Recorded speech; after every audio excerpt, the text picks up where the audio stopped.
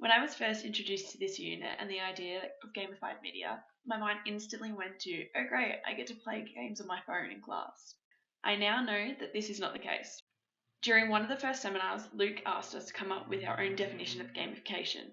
This was mine: digital content that incorporates game-like elements to enhance motivation and interaction. After coming to the reality that this class was going to be so much more than playing games and discussing what apps we like to use, I started to think about how gamified media affects my everyday life. I watch the seminars and listen to the discussions we have, and I'm realizing it's everywhere. I use gamified media every day. My favourite apps are Strava, BeReal, and Hinge. These apps don't feel like games, but after 7 weeks, I now understand the gamified elements they're implementing to make them feel that way.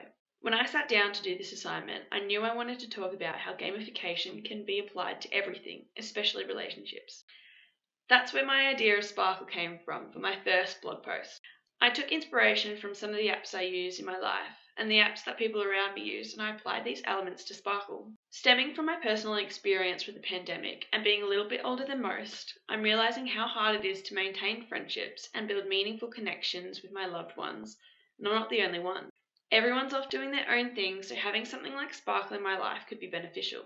I know it won't cure my loneliness or anyone else's. I just wanted to elaborate on the idea that gamification can bring out the best in us if it's done with a good purpose. This is how I imagine a day in the life with Sparkle downloaded on my phone. I wake up, roll over, and my phone lights up with a Sparkle notification. It's my best friend Dylan sending me a voice note about the dream he had last night. And I send a quick one back.